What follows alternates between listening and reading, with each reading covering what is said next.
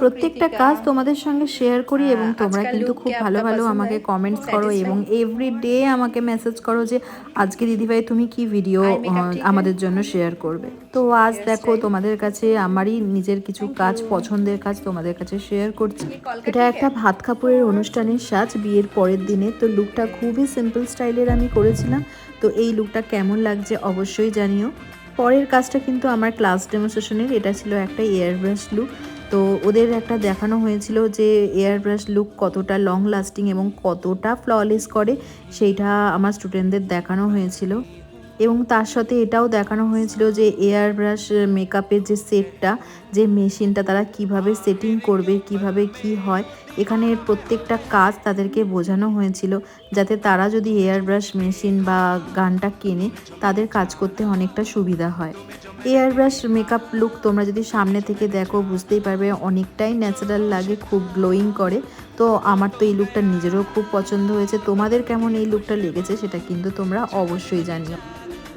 পরে যে লুকটা তোমাদের সঙ্গে শেয়ার করছি এটা একটা সিম্পল পার্টি লুক। সদ্য যাদের বিয়ে হয়েছে তারা যদি কোনো বিয়ে বাড়িতে যায় তাদের কিন্তু এই রকম একটা লুক ভীষণ ভালো লাগে। শাড়িটা দেখো আমি একটা আটপৌরে স্টাইলের করিয়েছি, আর হেয়ারটা মাঝখানে সিঁধে রেখেছি, কারণ সিঁদুরটা একটু হাইলাইট করাটা দরকার যেহেতু নতুন বিয়ে হয়েছে আর বন্ধুর বিয়ে বলে কথা। তারপরে দেখো যে মেকআপটা করেছি সেই মেকআপ নিয়ে আমি কিন্তু খুব হালকা মেকআপ পছন্দ করি, সেটা তোমরা জানোই। খুবই হালকা মেকআপ করা হয়েছে এবং ফ্লাওয়ার দিয়ে হেয়ারটা ডেকোরেশন করা হয়েছে।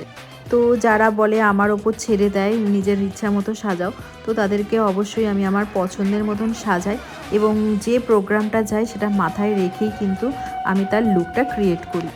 হেয়ারটা দেখো একটু ফ্রন্টের দিকে মেসি করা হয়েছে, আর বানটা দেখতেই পাচ্ছ একটা নেট খোপা করে এবং একটা সাইড দিয়ে রোজ দিয়ে আমরা ডেকোরেশন করেছি হেয়ারটা।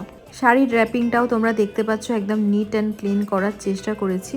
যে ড্র্যাপিংই করুক না কেন নিট অ্যান্ড ক্লিনভাবে শাড়ি পরলে কিন্তু দেখতে ভীষণ ভালো লাগে। শাড়ির প্রত্যেকটা প্লিটস খুব সুন্দর করে হাত দিয়ে চেপে দিতে হবে, যাতে যেন মনে হয় যে আয়রন করা। তাতে কি হয় খুব সিম্পল লাগে এবং ফিগারটাও খুব স্লিম লাগে। তোমাদের এই লুকটা কেমন লেগেছে অবশ্যই জানিও। এখন যে কাজটা তোমরা দেখতে পাচ্ছ এটা কিন্তু আমার একটা ক্লাস ডেমনস্ট্রেশনের লুক। এটা একটা নন এইচডি মেকআপ। তো নন এইচডি এবং এইচডির মধ্যে অনেকটাই পার্থক্য আছে, সেটা স্টুডেন্টদের ক্লাস ডেমনস্ট্রেশনে দেখানো হয়েছিল।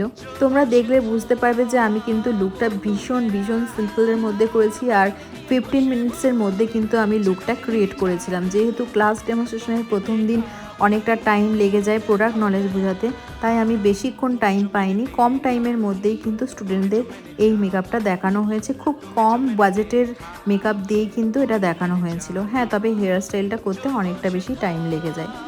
লুকগুলো প্রত্যেকটা জানিও কমেন্টস করে যে কোনটা পছন্দ হয়েছে বা কোনটা তোমাদের খারাপ লেগেছে বা ভালো লেগেছে, সবই কিন্তু তোমরা কমেন্টস করে জানিও।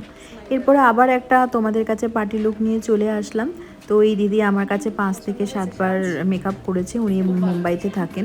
তো এখানে কোনো প্রোগ্রাম থাকলেই কলকাতাতে আমার কাছে উনি মেকআপটা করে যান।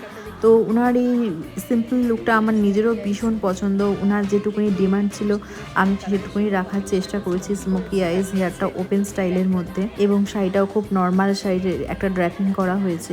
হেয়ার স্টাইলটা পুরোটা ওপেন স্টাইলের মধ্যে, ওপেন হেয়ারের মধ্যে রাখা হয়েছে কার্লস করে।